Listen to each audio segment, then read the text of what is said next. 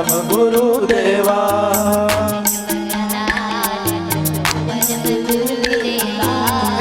बाला लाल भजो परम गुरुदेवा भजो परम गुरुदेवा परम गुरुदेव भजो परम गुरुदेवा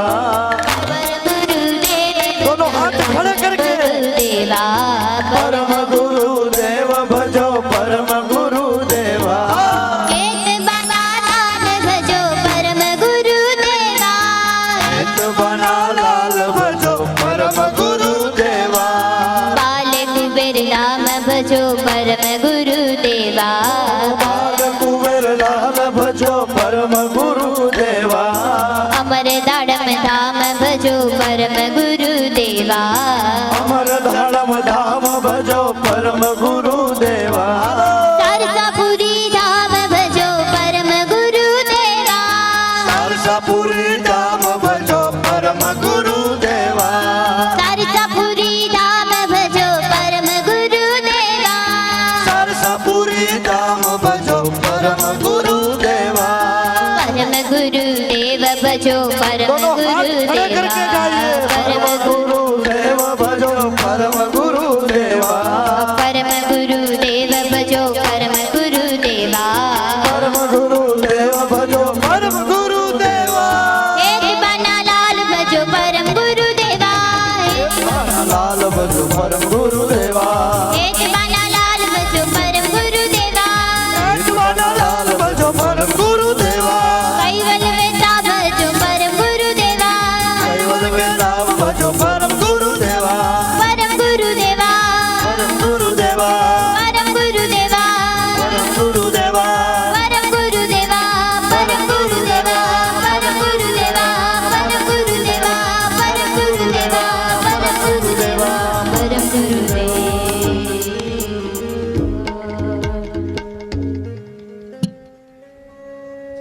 ओम प्रथम प्रणाम धाम जिलो सकल परापर सरले जाति शतव्यक्त ब्रह्मांड सकल जर जय जय कैवलनाथ सनातन सर्वगीतारण अखिलानंद अविनाश विलास विविध विलास लोक चतुर सदत बन करण सुधारण विविध वाक्य गुण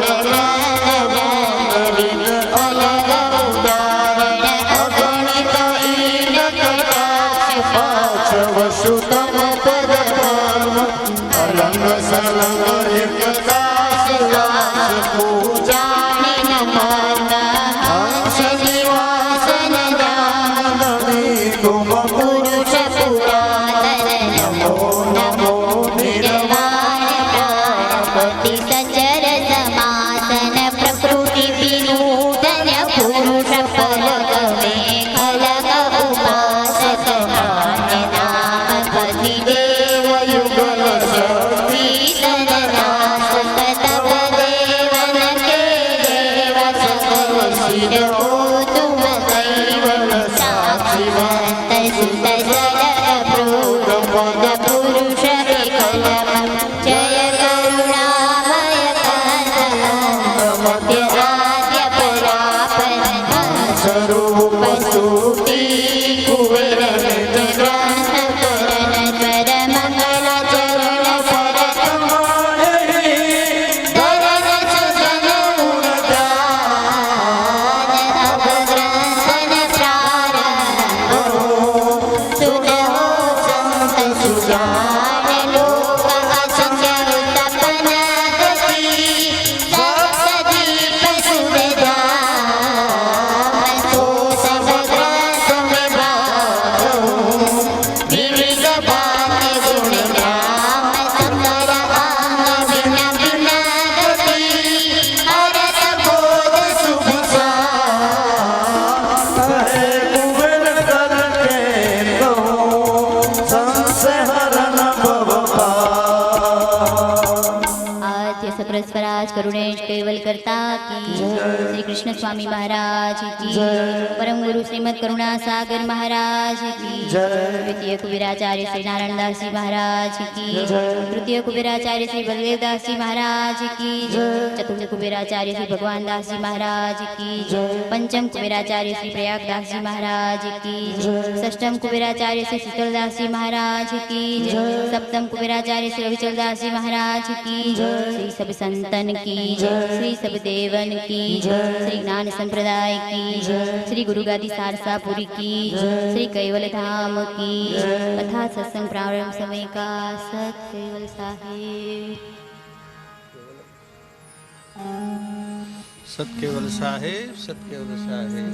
कैवलं चिदेनं वेनं वयनं विमलं लघुयं मोहं ममस्तु निरालं नारायणम् अहं नम्रणेयं नयति नरणेयं प्राणायं परन्तु जपेनं जपायं कायं नमयायं मनाति मगोयं स्वयं त्वं समस्तु जहानं दाता देयं नं विछन्दं विनय जे करोति विवर्जित वस्तु विधिदेवदन्तम् अचन्तेन जन्तं सुनाति सनातं चेनाथं वदन्तु अगाधं बोधं लहे जन्महादं कुबेरं तेयं मम नमामि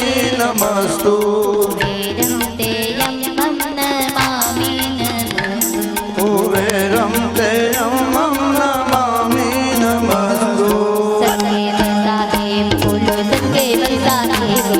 सत्केवल साहेब बोलो सत्केवल साहेब बोलो मधुर मधुर नाम सत्केवल साहेब बोलो मधुर मधुर नाम सत्केवल साहेब बोलो परम गुरु ने प्यारो लागे सत्केवल साहेब बोलो परम गुरु ने प्यारो लागे सत्केवल साहेब बोलो सर्व जगत की न्यारो लागे सत्केवल साहेब सर्व जगत में न्यारो लागे सत्केवल साहेब बोलो सत्केवल साहेब बोलो सत्केवल साहेब बोलो सत्केवल साहेब बोलो सत्केवल साहेब बोलो मधुर मधुर नाम सत्केवल साहेब बोलो मधुर मधुर नाम सत्केवल साहेब बोलो आदि व्याधि उपाधि मिटावे सत्केवल साहेब बोलो आदि व्याधि उपाधि मिटावे सत्केवल साहेब बोलो जन्मनाथ रोग मिटावे सत्केवल साहेब बोलो जन्मनाथ रोग मिटावे सत्केवल साहेब बोलो महामंत्र मंगलकारी सत्केवल साहेब बोलो महामंत्र मंगलकारी सत्केवल साहेब बोलो गंगागति दे तारी सत्केवल साहेब गंगागति दे तारी सत्केवल साहेब बोलो सत्केवल साहेब बोलो सत्केवल साहेब बोलो सत्केवल साहेब बोलो सत्केवल साहेब बोलो मधुर मधुर नाम सत्केवल साहेब बोलो मधुर मधुर नाम सत्केवल साहेब बोलो पावन पावन नाम सत्केवल साहेब बोलो पावन पावन नाम सत्केवल साहेब बोलो पावन पावन नाम सत्केवल साहेब पावन पावन नाम सत्केवल साहेब बोलो सत्केवल साहेब बोलो सत्केवल साहेब बोलो सत्केवल साहेब बोलो सत्केवल साहेब बोलो सत्केवल साहेब बोलो सत्केवल साहेब बोलो सत्केवल साहेब बोलो सत्केवल साहेब बोलो सत्केवल साहेब बोलो सत्केवल साहेब बोलो सत्केवल साहेब बोलो सत्केवल साहेब बोलो सत्केवल साहेब बोलो सत्केवल साहेब बोलो सत्केवल साहेब बोलो सत्केवल साहेब बोलो सत्केवल साहेब बोलो सत्केवल साहेब बोलो श्रीमद करुणा सागर महाराज की जय कैवल धाम की जय श्री अविचलदास जी महाराज की जय सत्केवल साहेब, सत्केवल साहेब। સપ્તદીપ પરમ ગુરુ ભૌમિક પ્રાગટ્ય કથા તમારા ઉદ્ઘોષકને બધી માહિતી સારી એવી આપેલી છે અને સરસ સંચાલન ભાઈ કરે છે. શું છે, શિક્ષક છે કે? હા. જો કે શિક્ષક બધા હોય, બધાને આ કલા નથી હોતી. એમણે માહિતી આપી બહુ સરસ કે આ સપ્તદીપ કથાનું આયોજનનું નિમિત્ત શું છે.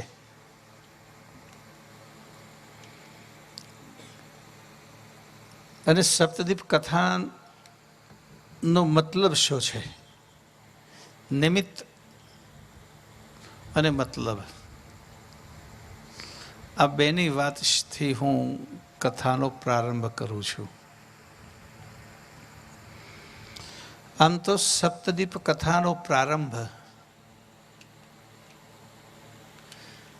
2 વર્ષ પહેલાથી થયો છે.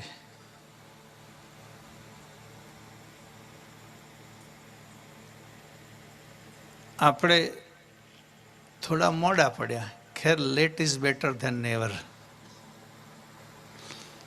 હજુ કેટલાય બિલકુલ નથી કરે, એના કરતાં તમે કરાવીએ સારું છે. પણ શરૂઆત તમારે ત્યાંથી થઈ તેમ કહીએ ચાલે.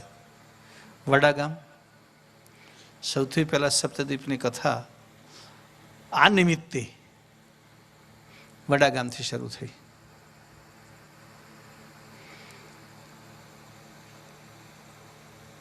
તો નિમિત્ત આપણા દેવાલયને 2 વર્ષ પહેલાં 125 વર્ષ પ્રાણ પ્રતિષ્ઠા કરે પૂરા થયા. અત્યારે તો 127 પૂરા થયા. આ વૈશાખ સુદ પૂનમ ગઈ 127મો પ્રાણ પ્રતિષ્ઠા મહોત્સવ હતો.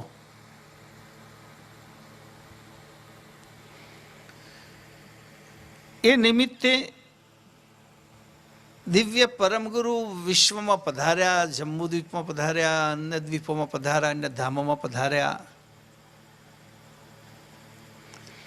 એમના સંદેશાને જન જન સુધી પહોંચાડવા માટે નાણદાજી મહારાજે ભગીરથ પુરુષાર્થ કર્યો. એક ભવ્ય દેવાલય બનાવીને ગુરુગાદીના મહાતીર્થનું સ્થાપન કર્યું.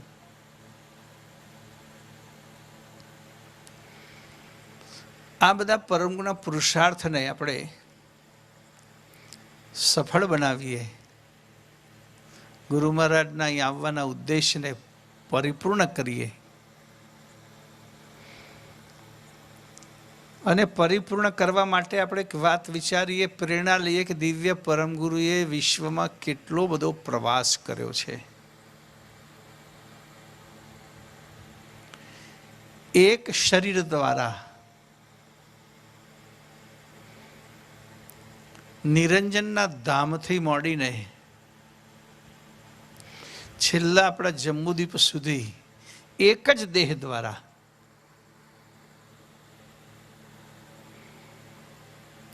યુગે યુગે વિષ્ણુ આવે છે, પણ દર વખત દેહ બદલે છે. કોઈ વખત મચ્છા અવતાર લે, તો કોઈ વખત કચ્છા અવતાર લે, કોઈ વખત વરાહ અવતાર લીધો છે,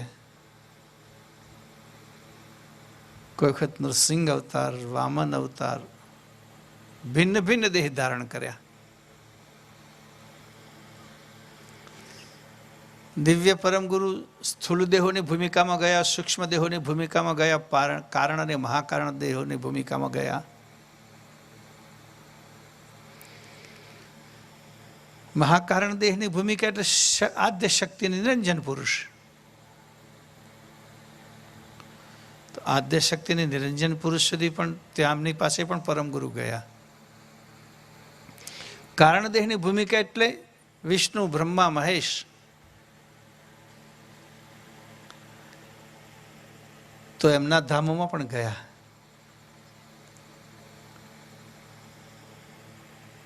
બીજા બધા દેવી સતલોક, પિતલોક, સતલોક, ધ્રુવ, તારામંડળ, ઋષિમંડળ, આ બધામાં સૂક્ષ્મ દેહ ધારણ કરે, સૂક્ષ્મ દેહધારી બધા ધામો. તો ત્યાં પણ પરમગુરુ ગયા. અને પૃથ્વી પર 7 દ્વીપો, જેમાં સ્થૂલ દેહવાળા ઘાટો રહે છે. બધા આપણે બધા સ્થૂલ દેહવાળા ઘાટ કહેવાઈએ, જેમાં બધી પ્રકારના આહારજન્ય વિકારોથી માંડીને માઇક વિકારો, તાત્વિક વિકારો આ શરીરમાં રહે છે. એવું શરીર સ્થૂલ દેહ.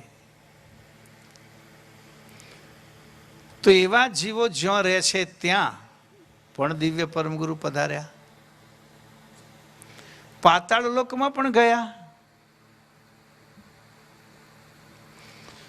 તો એક જ એવો દિવ્ય દેહ દિવ્ય પરમગુરુને પ્રાપ્ત થયેલો છે કે જે સર્વધામોમાં પધારી શક્યા, જઈ શક્યા. આવો દેહ પરમગુરુને જ મળ્યો છે, ધ્યાન રાખો. અન્ય ધામોમાં જવું હોય તો આ દેહ કામ લાગતો નથી. પુરાણોમાં ઘણી બધી કથાઓ આવે છે. જે ધામમાં જવું હોય તે પ્રકારનો દેહ ધારણ કરવો પડે.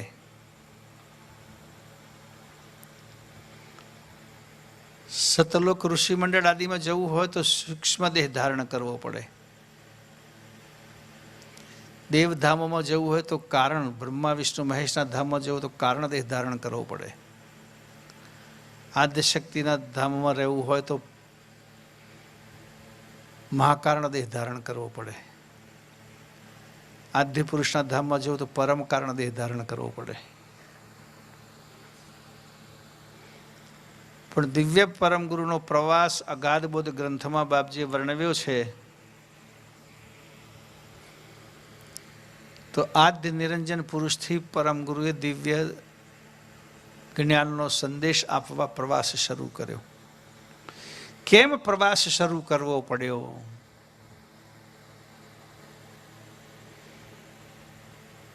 તો સૃષ્ટિમાં કર્તાનું જ્ઞાન લુપ્ત થયું. કર્તાનું જ્ઞાન કેમ લુપ્ત થયું? તો જ્યારથી બ્રહ્માજીનું 5મું મોક્ષ છેદન થયું, શિવ પુરાણમાં પણ કથા આવે છે, મહાભારતના પ્રારંભમાં પણ કથા આવે છે કે શિવજીએ બ્રહ્માજીનું 5મા મોક્ષનું છેદન કર્યું. એમાં કારણ આપવામાં આવ્યું છે કે 5મા મોક્ષનું છેદન કેમ કરવામાં આવ્યું? તો કે અપ્રિય વાણી, અપ્રિય વાણી, અપ્રિય વાણી ને પ્રિય વાણી. કાનને ગમે, મનને ગમે એ વાણીને પ્રિય વાણી કહેવાય, અને જે મનને ન ગમે એ વાણીને આપણે અપ્રિય કહીએ. હવે એવું નથી કે સારી વાણી હોય જ કાનને ગમે. આજકાલ તો બધા નીકળ્યા છે ને પેલા લગ્ન ગાળામાં ડીજે, ધમાધમ ધમાધમ ધમાધમ, કેટલાને ગમે છે તમે જુઓ ખરા.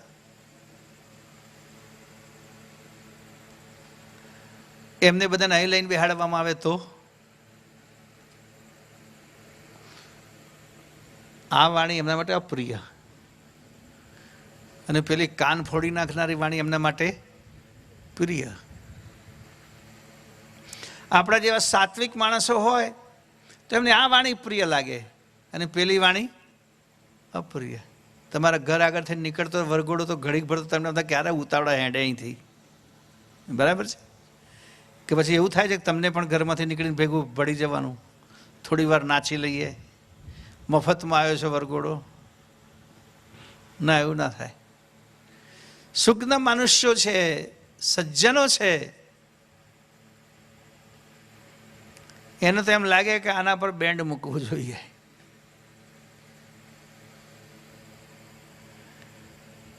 તો અપ્રિય વાણી, હિતકારી વાણી પણ અપ્રિય હોય, કલ્યાણકારી વાણી પણ અપ્રિય હોય. કોઈ આપણને સલાહ આપે, ઉપદેશ આપે, શિખામણ આપે તો પ્રિય લાગે? બધાને પ્રિય નથી લાગતી. કેટલાકને સજ્જન હોય તો પ્રિય લાગે કે ભાઈ આપણા હિતનું કહે છે ને. બાકી દુર્જન હોય તો શિખામણ આપનાનું મોઢું તોડી લે, જાન તાર ઘેર તારી પંચાયત કરીને મને શું કા મંડ્યો છું. સુગરી બિચારી સરસ માળો બાંધીને રહે છે. એક વખત ચોમાસાનો ટાઈમ હશે ને વાંદરો ભાઈ મોટો એક બુઢિયો વરસાદમાં ઝાડ ઉપર બેઠો બેઠો ઠંઠવાય છે. વરસાદ પડે એટલે બિચારો આમ કંપે છે. તો સુગરીએ શિખામણ આપી, વાંદરાભાઈ મનુષ્ય પછી બુદ્ધિશાળી તમે જ છો,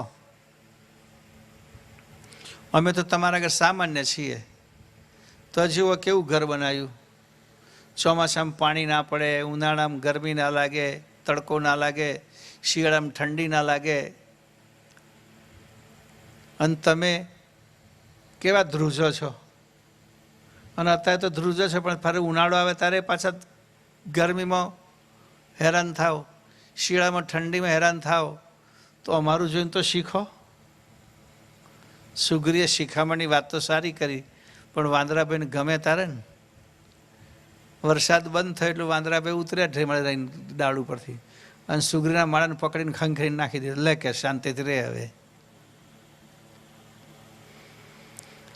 તો સજ્જનને શિખામણ પ્રિય લાગે,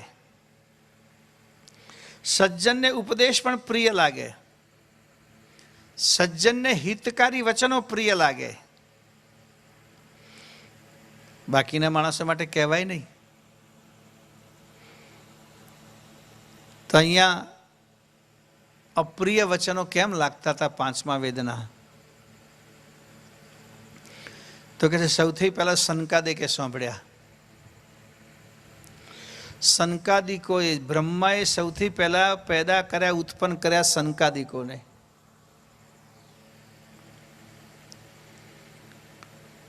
પેદા થતાની સાથે સનકાદિકોએ પાંચમા વેદના વચનો સાંભળ્યા. આ વચનો સાંભળતાની સાથે જ બળવો કર્યો.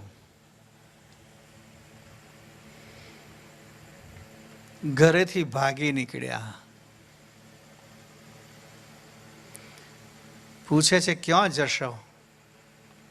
તે કે પાંચમા વેદના વચનો સાંભળ્યા છે. કર્તા સર્જનહાર એક માલિક છે, જેણે આ વિશ્વ બનાવ્યું છે, ને આપણે બધાના અંશ છીએ. એ કર્તાને મળવા જઈએ છીએ. તમે કર્તાને મળવા જશો તો સૃષ્ટિનો ક્રમ આગળ કઈ રીતે ચાલશે? તે કે સૃષ્ટિનો ક્રમ ચલાવવા માટે અમારે જ લક્ષ 84માં પડવું નથી. અમે લક્ષ 84માં પડવા માંગતા નથી.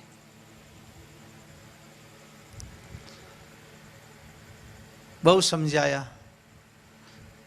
મહાદેવજીએ સમજાવ્યા, દક્ષિણામૂર્તિ બનીને આદ્ય શક્તિએ સમજાવ્યા, પણ એ બળવો કરીને ચાલ્યા ગયા. આજે પણ આપણે તો ઉપવિત સંસ્કારમાં બળવો નામની એક વિધિ આવે છે. આવે છે ને તમારે અહીંયા તો પંચાલ ભાઈઓ પણ ઉપવિત સંસ્કાર કરાવે છે ને? કરાવે છે કે નહીં? એમાં બળવો આવે છે? નહીં આવતો. ઉપવિત વિધિ જે બ્રાહ્મણો કરે એમાં બળવો નામની એક વિધિ આવે છે. જનો આપ્યા પછી બટુકને ભાગોળે લઈ જવામાં આવે અને દોડાવવામાં આવે. બળવો દોડાવ્યો એમ કે એને. જોયું છે કોઈ જગ્યાએ આવું? જોયું છે તારે ખરું? પણ પેલાને તો બિચારાને ખબર નથી બળવો કરીને ક્યાં જવાનું. કારણ કે એણે પાંચમા બે થોડો સાંભળ્યો છે.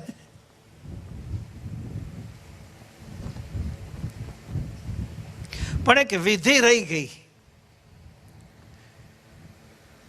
બટુકને બ્રહ્મજ્ઞાન થાય એટલે બળવો કરે કે મારે હવે સંસારમાં રહેવું નથી, એટલે ઘેરથી ભાગી જાય. એનો અર્થ એવો છે. પણ મામો કે કાકો પાછો પકડી લાવે. ભાગીને કઈ જવું છું કે છે? હું જે રેન્ટમાં પડ્યો એમાં તુંય પડ ને, કઈ ભાગીને કઈ જવાનો?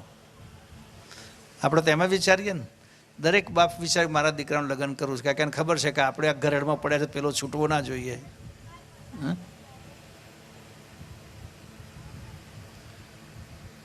બાકી મનથી તને ખબર છે કે પરણીને કેટલા પસ્તાયા. તો આ સનકાદિક ભાગ્યા કૈવલ કર્તાની શોધમાં. એટલે આદેશ થયો આદ્ય શક્તિનો કે ભાઈ આ રીતે ફરી પાછા બીજા સંકેતિકો પણ પાંચમો વેદ સાંભળીને ભાગી જશે. માટે બ્રહ્માજીના પાંચમા મુખનું છેદન કરો તો પાંચમા વેદનું ઉચ્ચારણ બંધ થઈ જાય. આ પાંચમા મુખનું છેદન થયું એ કથા શિવ પુરાણમાં છે. મેં આગળ કહ્યું તેમ મહાભારતના પ્રારંભમાં પણ છે. પણ એ કથા એટલી જ છે, એથી આગળ કશું નથી. અહીંયા આ કથાને આગળ જણાવે છે દિવ્ય પરમ ગુરુ કે પાંચમો વેદ લુપ્ત થઈ ગયો. વૈશાખ પાંચમા વેદ લુપ્ત થઈ ગયો. એ પાંચમા વેદ દ્વારા પાંચમા વેદ લુપ્ત થયો એટલે કૈવલ કર્તાનું જ્ઞાન પણ લુપ્ત થયું. એ જ્ઞાનને પ્રગટ કરવા માટે દિવ્ય પરમ ગુરુને કર્તાએ આદેશ આપ્યો. તમે જુઓ, હમણાં આપણે પરમ ગુરુને એક સ્વરૂપ પ્રકાશિત કર્યું છે. હમણાં હોંડિયામાં જ પરમ ગુરુ કરુણાસાગર મહારાજની મૂર્તિ પ્રાણ પ્રતિષ્ઠા થઈ. એ મૂર્તિ તમે જોજો કેવી છે. એવો ફોટો પણ પ્રકાશિત કર્યો છે. દિવ્ય પરમ ગુરુના અત્યાર સુધી તમે ફોટા જે જોયા હશે એ પદ્માસન વાળેલા અને બે હાથ બાંધીને બેઠેલા. હમણાં આપણે પરમ ગુરુનો ફોટો નવો પ્રકાશિત કર્યો છે. એમાં બે વિશેષ વાતો મૂકી છે. એક દિવ્ય પરમ ગુરુના ડાબા હાથમાં પંચમ વેદ પકડાયો છે. બાપજી લઈને આવ્યા છે પંચમ સૂક્ષ્મ વેદ, અને એક હાથથી આશીર્વાદ આપે છે. જ્ઞાન પણ આપે છે ને આશીર્વાદ ભય દાન પણ આપે છે. આ પરમ ગુરુની ઓળખ છે. તો એ જ્ઞાન લઈને દિવ્ય પરમ ગુરુ કરુણાસાગર વિશ્વમાં પધાર્યા.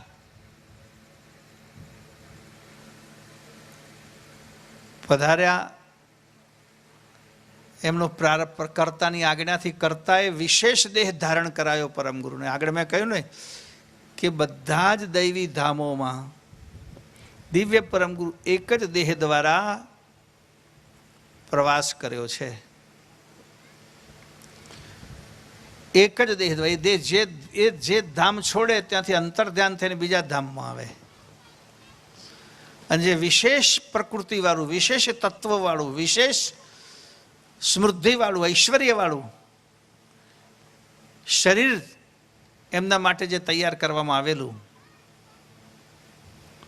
એ જ લઈને પરમગુરુ જંબુદ્વીપ સુધી આવ્યા. છેલ્લે જંબુદ્વીપની કથામાં આવશે કે જ્યારે જંબુદ્વીપમાંથી છેલ્લે પરમગુરુ ગયા ત્યારે એ દેહને મૂકીને ગયા. અને એ દેહમાંથી પ્રગટેલી અગ્નિનો દિવ્ય અખંડ જ્યોત, અખંડ દીવો આજે પણ આપણે ગુરુગાદી સારસાપુરીમાં દર્શન કરીએ છીએ. એ દિવ્ય દેહની નિશાની છે ભાઈ. ગુરુગાદીમાં જે અખંડ દીવો છે એ સામાન્ય દીવો નથી, પણ જે દેહ અનેક ધામોમાં જઈને આવ્યું. પરમગુરુ જે શરીરને લઈને નિરંજનના ધામમાં ગયા, આદિશક્તિના ધામમાં ગયા, 3 મહાદેવના ધામમાં ગયા, બીજા સતલોક આદિ ધામોમાં ગયા, સૂર્યલોકમાં ગયા, ચંદ્રલોકમાં ગયા, તારાલોકમાં ગયા, ધ્રુવલોકમાં ગયા, ત્યાંથી 7 દ્વીપોમાં ગયા. અને ત્યાંથી છેલ્લા દ્વીપ તરીકે જંબુદ્વીપમાં ને બધું કાર્ય પૂર્ણ કરીને દેહ દિવ્ય પરમગુરુ મૂકીને ગયા. એવા અલૌકિક દેહમાંથી પ્રગટ થયેલી અખંડ જ્યોતિ એટલે ગુરુગાદીનો અખંડ દીવો, જેના આપણે ભાદરવા સુદ પૂનમે દર્શનનું ખાસ મહત્વ માનીએ છીએ. તો કૈવલ કર્તાનો લક્ષ્ય લઈને પરમગુરુ આવ્યા. તો 7 દ્વીપોમાં 6 દ્વીપોમાં, મોટા ભાગના દ્વીપોમાં બાપજીએ જે મંત્ર આપ્યો છે એ મંત્ર છે કૈવલ મંત્ર. એ કૈવલ મંત્ર કેવો છે? કૈવલ મંત્ર શું આપે છે? આપણે એક ભજન વચ્ચે ગાઈ અને પછી કથા આગળ ચલાવીએ કે કૈવલ મંત્ર શું છે. જુઓ, ગાવા ઊભા થવાની છૂટ છે. હા, કૈવલ જપીએ કૈવલ કૈવલ જપીએ રે, કૈવલ જપીએ રે, ખૂબ બાપજી બોલો, કૈવલ જપીએ વાત હવાય વાંધો નહીં. કૈવલ જપીએ રે, કહે બાત રે કૈવલ કૈવલ જપીએ રે, કહે બાત રે, કૈવલ કોઈ કહે તેને કહેવા જઈએ કૈવલ કૈવલ જપીએ રે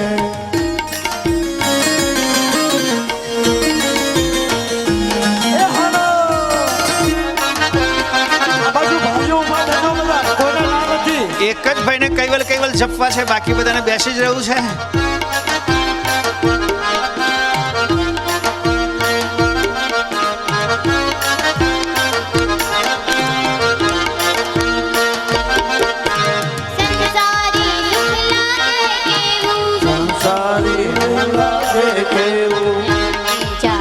બિંદુ જેવું ચાકળ બિંદુ જેવું ફોગટ નવે લઈએ રે કૈવલ કૈવલ જપીએ રે ફોગટ નો ફૂલઈએ રે કૈવલ કૈવલ જપીએ રે આવો કૈવલ કૈવલ જપીએ રે આવો કૈવલ કૈવલ જપીએ રે કોઈ કહે તેને કહેવા દઈએ રે કૈવલ કૈવલ જપીએ રે કોઈ કહે તેને કહેવા દઈએ રે કૈવલ કૈવલ જપીએ રે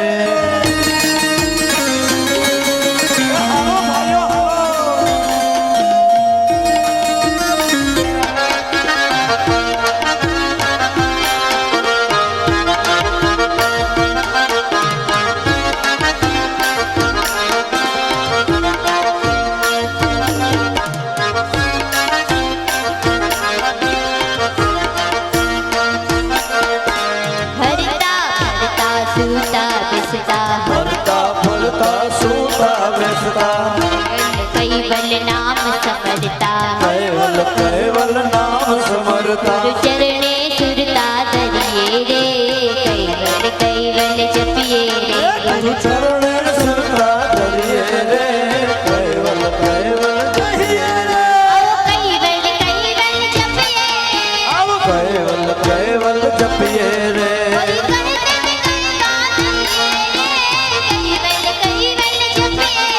કોઈ કહે તને કહેવા દઈએ રે કૈવલ કૈવલ જપીએ રે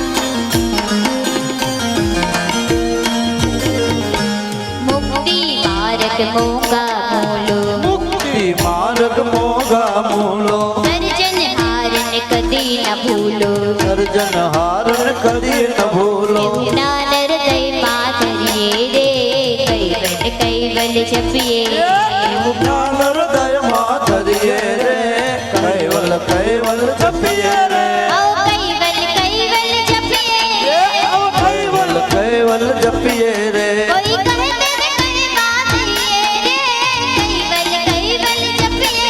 કોઈ કહે તને કહેવા દઈએ રે કૈવલ કૈવલ જપીએ રે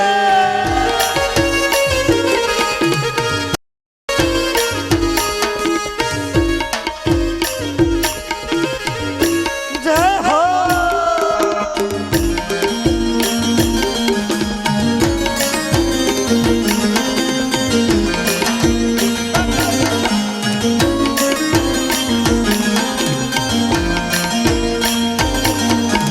પૂર્વની પ્રીતિ જેને હશે પૂર્વની પ્રીતિ જેની હશે કૈવલ કરતા તેને મળશે કૈવલ કરતા તેને મળશે ચલ અખંડ બરબરીએ રે કૈવલ કૈવલ જપીએ રે ચલ અખંડ બરબરીએ રે કૈવલ કૈવલ જપીએ રે કૈવલ કૈવલ જપીએ રે કૈવલ કૈવલ જપીએ રે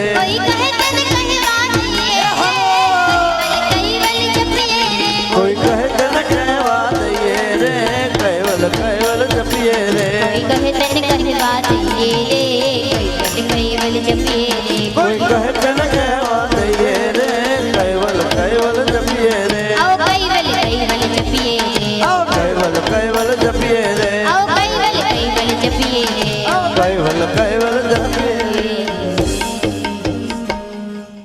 વાહ.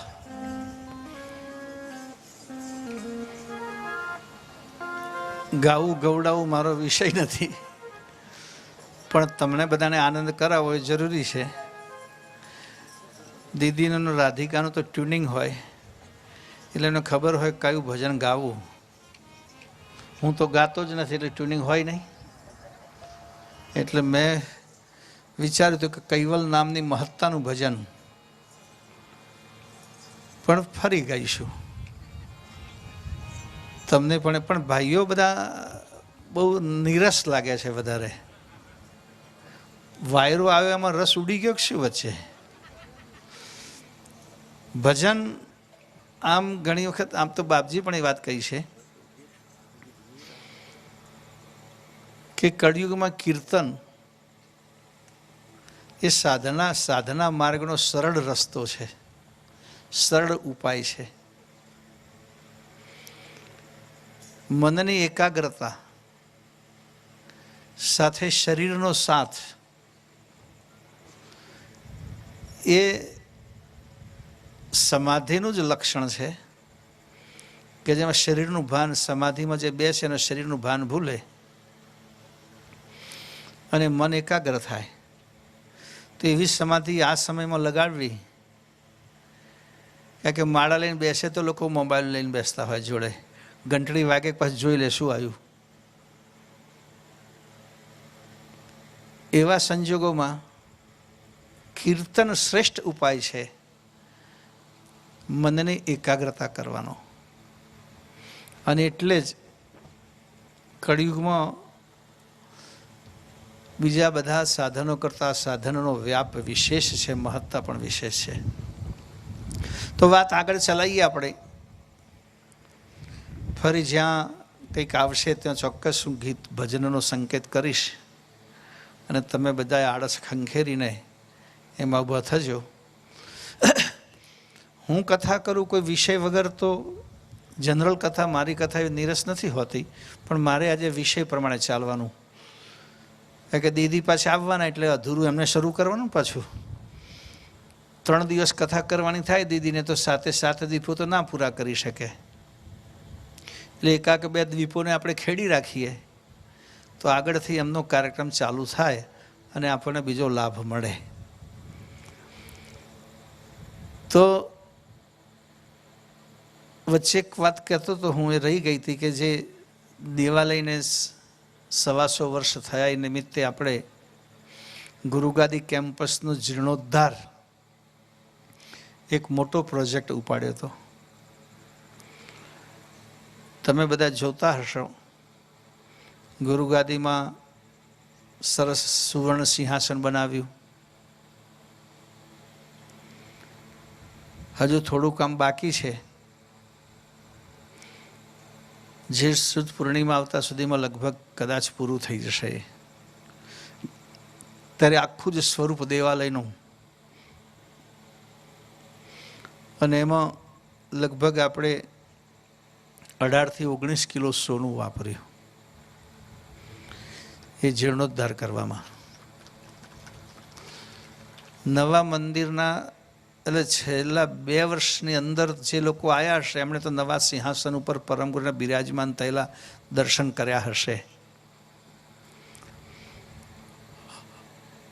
જે લોકો નહીં આવ્યા હોય એમને ખબર નહીં હોય, પણ મને લાગે કે એવો કોઈક જ અભાગ્યો જીવ હોય કે વર્ષમાં 1 વખત ગુરુગાદીના દર્શન ના કરી શકે.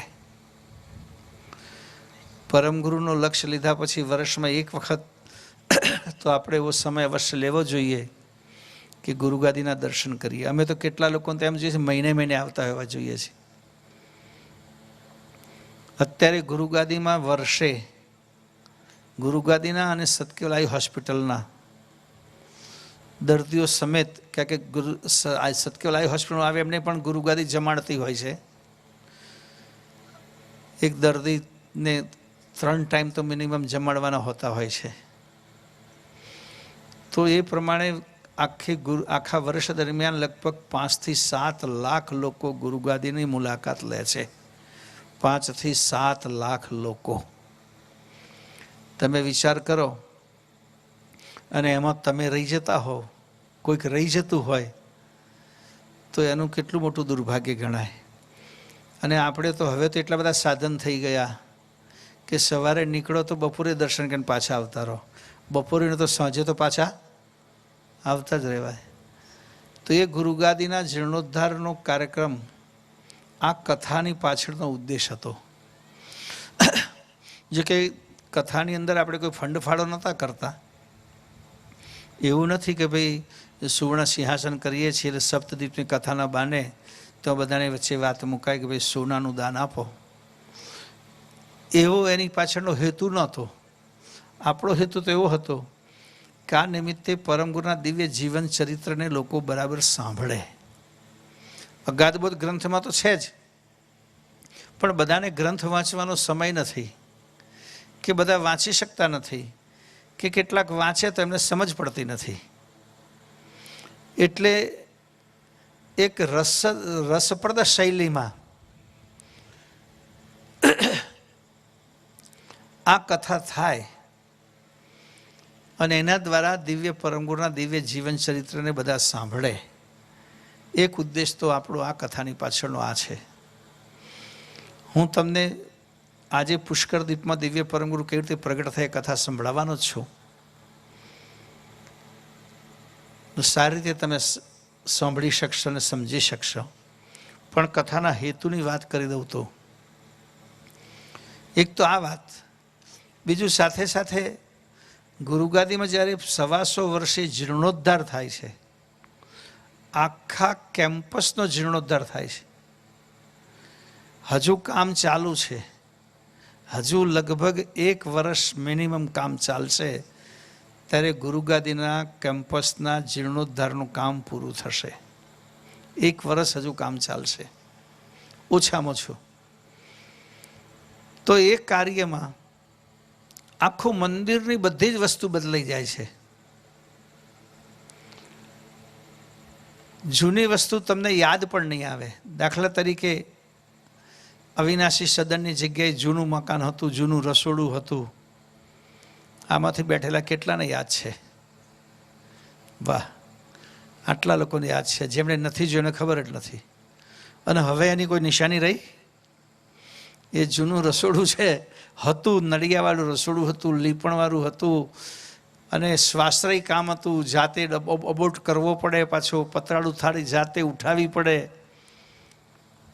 ત્યાર પછી હમણાં નવો સભા હોલ, જૂનો સભા હોલ પણ નીકળી ગયો, જૂનો દરવાજો નીકળી ગયો.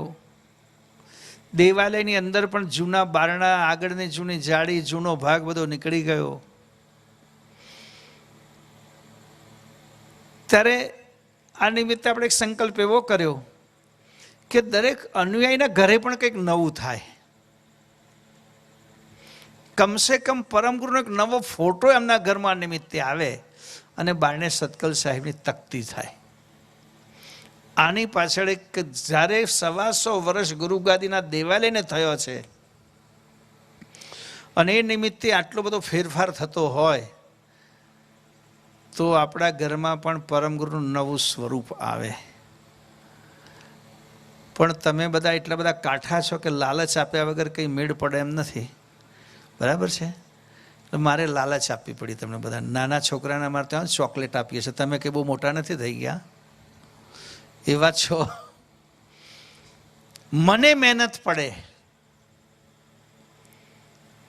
પણ મેં એવો સંકલ્પ કર્યો કે જે લોકો 125 વર્ષ નિમિત્તે પરમગુરુનું નવું સ્વરૂપ ઘરમાં પધરાવે અને બારણે સતકલ સાહેબને તકતી મારે, એના ઘેર સામે ચાલીને પધરામણીએ જવું, આવો સંકલ્પ મેં કર્યો. આ નિમિત્ત માત્ર 125 વર્ષના નિમિત્તે જ.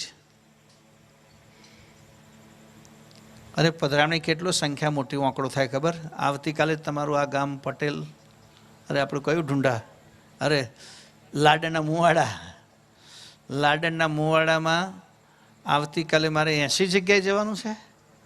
80 ઉઠબેસ કરવાની છે. બાકોરમાં તો 100 લખાઈ છે, કંઈક બાકોરે 100 લખાઈ છે. પણ હું મહેનત કરીશ કે મને પ્રેરણા મળે છે પરમગુરુના જીવન ચરિત્રમાંથી. દિવ્ય પરમગુરુએ કેટલી મહેનત કરી. કૈવલ કર્તાના સાનિધ્યમાં રહેતા હતા, કૈવલ કર્તાના સાનિધ્યમાં અખંડ સુખ ભોગવતા હતા. કર્તાએ આજ્ઞા કરી, બેટા તારે નીચે જવાનું છે. કેમ? તો કે લોકો મને ભૂલી ગયા છે, એમને યાદ કરાવવાના છે.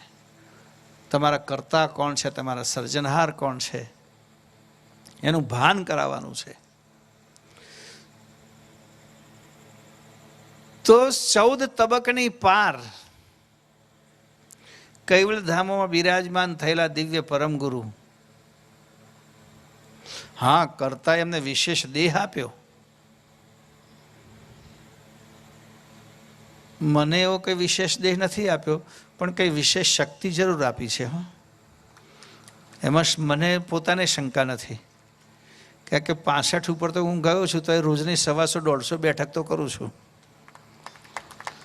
એટલે પરમગુરુને કંઈ વિશેષ કૃપા થયા વગર આવું બની શકે ને? તમે કરી જુઓ, ખબર પડે. રોજની 100-150 બેઠકો કરી જુઓ તો ખબર પડે. એટલે મને પરમગુરુએ વિશેષ શક્તિ આટલા માટે જ આપી છે, જો ના કરું તો ના થાય. તો એવા દિવ્ય પરમગુરુ બધા ધામોમાં ફરતા ફરતા પૃથ્વી લોક ઉપર આપે છે. ત્યારે પૃથ્વી લોકનો પ્રથમ દ્વીપ છે પુષ્કર દ્વીપ. પુષ્કર દ્વીપ. હવે દ્વીપની વાત કરીએ ત્યારે દ્વીપનો મતલબ થાય છે આઈલેન્ડ. અંગ્રેજીમાં ને આઈલેન્ડ કહેવાય. દ્વીપ એટલે ટાપુ.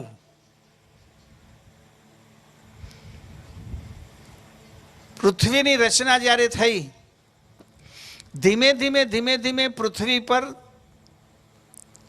જેમ જેમ સમય ગયો, પૃથ્વીનો ગોળો જેમ જેમ ઠંડો પડતો ગયો, ભૂગર્ભનો ભાગ વિકસતો ગયો, તેમ તેમ ભૂતલ વધતું ગયું.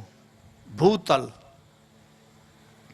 અત્યારે કહે છે પૃથ્વી પર 1/3 ભૂતલ છે, બાકી 2/3 પાણી છે, દરિયો. આવું ભૂસ્તર શાસ્ત્રીઓ કહે છે. પણ એક સાથે 2/3 ભૂતળ નહોતું. પૃથ્વી કરોડો વર્ષ પહેલા એવી હતી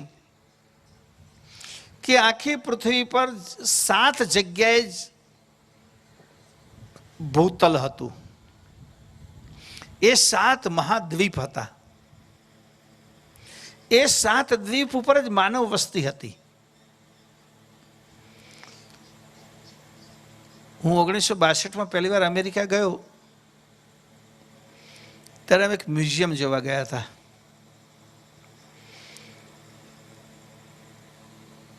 એ મ્યુઝિયમની અંદર એક થિયેટર હતું. 8 સ્ટોરી થિયેટર કહે એને. 8 સ્ટોરી થિયેટર એટલે તમે સિનેમા જોઈ હશે, સિનેમાનો પડદો જોયો હશે. સિનેમાનો પડદો મોટામાં મોટો તમે કેવડો જોયો હશે કહો? 12 ફૂટનો, 15 ફૂટનો, 20 ફૂટનો, વધુમાં વધુ 12 ફૂટનો કે 20 ફૂટનો હોય. આ મ્યુઝિયમની અંદર 8 માળના મકાન જેવડો થિયેટરનો પડદો. 8 સ્ટોરી થિયેટર એનું નામ જ. 8 માળ. અને એ પડદા ઉપર પૃથ્વી કઈ રીતે પેદા થઈ, સૂર્યમંડળમાંથી પૃથ્વી કઈ રીતે છૂટી પડી, બીજા તારાઓ ઉપગ્રહો કેવી રીતે છૂટા પડ્યા સૂર્યમાંથી, અને એમાંથી પૃથ્વી છૂટી પડતી એક પૃથ્વી, અને એમાં કઈ રીતે ભૂતલ બન્યા, એનું લોકોએ આખું ફિલ્માંકન બનાવીને બતાવ્યું છે. એ મારે જોયું. મેં જ્યારે જોયું ત્યારે મને લાગ્યું બરાબર દિવ્ય પરમગુરુ અને આપણા બધા જુદા જુદા પુરાણોમાં દ્વીપોની જે વાત છે એ યથાર્થ છે, એ વૈજ્ઞાનિક છે કે પૃથ્વી પહેલાં આવા દ્વીપોના સમૂહમાં હતી. તે દ્વીપોના આપણા ત્યાં આપણી રીતે નામ પાડેલા. એ 7 દ્વીપોના 7 નામ છે. પુષ્કર દ્વીપ, સાલમ દ્વીપ, કુશાલપ દ્વીપ, કૌશક દ્વીપ, જંબુ દ્વીપ, સાગ દ્વીપ, આવા અલગ અલગ 7 દ્વીપો છે. એ 7 દ્વીપોમાં માનવ વસ્તી પણ છે. બધી જે 84 લાખ પ્રકારની યોનિની સાથે સાથે એમાંની એક યોનિ એટલે માનવ વસ્તી પણ છે. તો જ્યાં જ્યાં માનવ વસ્તી છે ત્યાં તો દિવ્ય પરમગુરુ પધાર્યા દિવ્ય દેહ ધારણ કરીને. તો સૌથી પહેલા પુષ્કર દ્વીપમાં આવ્યા. પુષ્કર દ્વીપની વાત કરે છે બાપજી. પુષ્કર દ્વીપ અતિ સુંદર દ્વીપ ગણાયો છે. બધા દ્વીપોમાં અતિ સુંદરમાં સુંદર દ્વીપ એટલે પુષ્કર દ્વીપ. અને પુષ્કર દ્વીપની અંદર દિવ્ય પરમગુરુ એક અંબુ નામના શહેરમાં પધારે છે. અંબુ શહેર. અને અંબુ શહેરનો એક રાજા છે, અલિરથ નામનો રાજા છે, અને એનો દલીલ નામનો એક પ્રધાન છે. આ રાજાને 1000 રાણીઓ હતી. પેલા રાજાની વાતો સાંભળે તો લાખ વાળા આવશે. બહુપતિત્વની એક વ્યવસ્થા રાજાઓ માટે આપણી સંસ્કૃતિમાં હતી. આની પાછળના કેટલાક કારણો હતા કે રાજા બહુપત્નીત્વ સ્વીકારે એટલે અનેક રાજાઓ સાથે એનું સગપણ થાય, અનેક રાજા એના સગા થાય. તો રાજાઓ સગા થાય તો એકબીજાના રાજની સુરક્ષા વધી જાય. કે પેલા નાના રાજાઓ હતા એટલે એક રાજા બીજા રાજા પર હુમલો કરે, અંદર લડાઈ મરે, પેલાનું રાજ પેલો છીનવી લે. આવી બધી બહુ ઘટનાઓ બનતી હતી.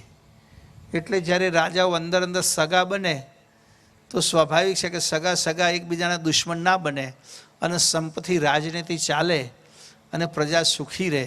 એવા કારણવશાત રાજાઓ બહુપત્નીત્વ કરતા હતા અથવા એક રિવાજ આવેલો. અહીંયા રાજાની વાતથી પરમગુરુ આ દ્વીપની કથાનો પ્રારંભ કરે છે. પુષ્કર દ્વીપનો આ રાજા દલીલ નામનો એનો એક પ્રધાન અને એની 1000 રાણીઓ. એમાં 20 રાણી માનીતી હતી અને એમાં 2 રાણી સૌની મુખિયા હતી.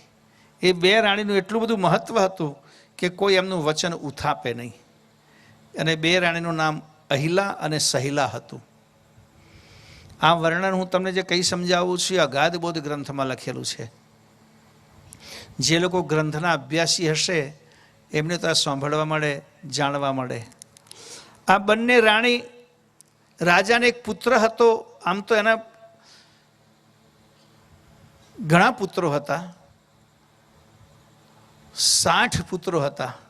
એમાં 8 પુત્રો બહુ વીર હતા અને 8માં એક પુત્ર, કારણ કે જે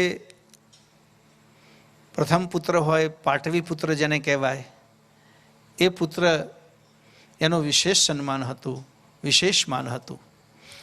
રાજા હોય એટલે સ્વાભાવિક છે કે એને ગુરુ પણ હોય.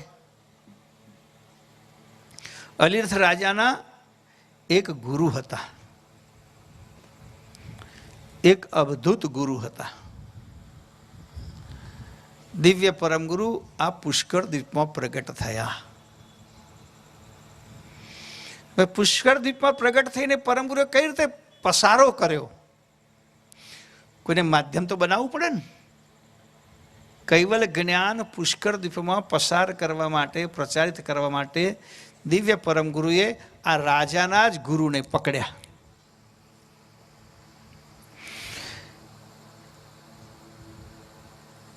આ યોગી જે રાજાના ગુરુ હતા, એક દિવસ દિવ્ય પરમગુરુ કહે છે હું ફરતો ફરતો એની પાસે ગયો અને ત્યાં જઈને બેઠો. યોગી સાથે સત્સંગની ચર્ચા શરૂ કરી, સત્સંગ શરૂ કર્યો. યોગી વિચાર્યું કર્યું કોઈ સામાન્ય સાધુ આવ્યા છે અને એમને જ્ઞાન સાંભળવું છે, એટલે એમની સાથે જ્ઞાન ચર્ચા કરી. દિવ્ય પરમગુરુ કે પહેલાં તો અજાણ્યા થઈને મેં એને પ્રશ્નો પૂછ્યા, આ સૃષ્ટિના કર્તા કોણ, આ વિશ્વ કોણે બનાવ્યું? એટલે યોગીરાજ જેટલું જાણતા હતા શાસ્ત્રના આધારે એટલી વાતો એમણે શરૂ કરી.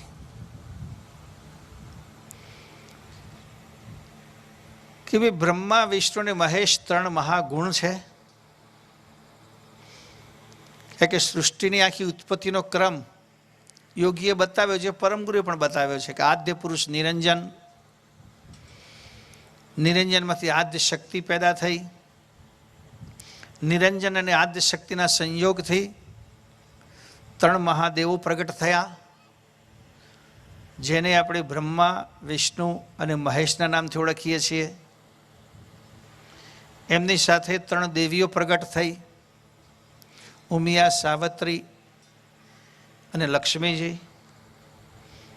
આ 3 દેવના 3 યુગલ બન્યા અને યુગલથી આ સૃષ્ટિનો પસારો શરૂ થયો. આખી ચર્ચા યોગીએ દિવ્ય પરમગુરુ સાથે કરી. દિવ્ય પરમગુરુ સાથે યોગીએ ચર્ચા કરી એટલે પરમગુરુએ પછી ધીમે રહીને વાત શરૂ કરી કે આદ્ય પુરુષને કોણે પેદા કર્યા, આદ્ય પુરુષથી આગળ શું? યોગી કહે છે કંઈ જ નહીં. તો દિવ્ય પરમગુરુએ આદ્ય પુરુષથી પણ આગળ કૈવલ કર્તાનું સ્થાપન કર્યું. વિશ્વ નિયંતા કોણ હોય એની ચર્ચા પરમગુરુએ અહીંયા યોગી સાથે કરી. કર્તા સંબંધી જ્ઞાન આપ્યું. આદ્ય, સકૃત, સ્વરાજ, કરુણેશ, કૈવલ 5 વિશેષણ જેમને ધારણ કર્યા હોય એ કર્તા બની શકે, એ જ કર્તા હોઈ શકે જે સૌથી આદ્ય છે, જેમના પહેલા કોઈ નહોતું. જે સકૃત, જેમણે સમગ્ર સૃષ્ટિ બનાવી. જે સ્વરાજ, કે જેમણે સૃષ્ટિ બનાવીને જેનું નિયમન કર્યું. અને જે કરુણેશ, જેમણે બધા દેવોને કરુણા સુપરત કરી અને જીવોના સુખાકારીનો પ્રબંધ કર્યો. અને જે કૈવલ, જે વડથી રહિત છે એ કૈવલ. યોગીરાજ વિચાર કરવા લાગ્યા કે હું તો માત્ર આટલું જ જાણું છું, આથી વિશેષ વાત મેં તમારી પાસે સાંભળી. પછી તો પરમગુરુ, દિવ્ય પરમગુરુ સાથે યોગીની ખૂબ ચર્ચા થાય છે, જ્ઞાન ચર્ચા. અને જ્ઞાન ચર્ચાના અંતે આ યોગી દિવ્ય પરમગુરુના લક્ષ્યને સ્વીકારે છે.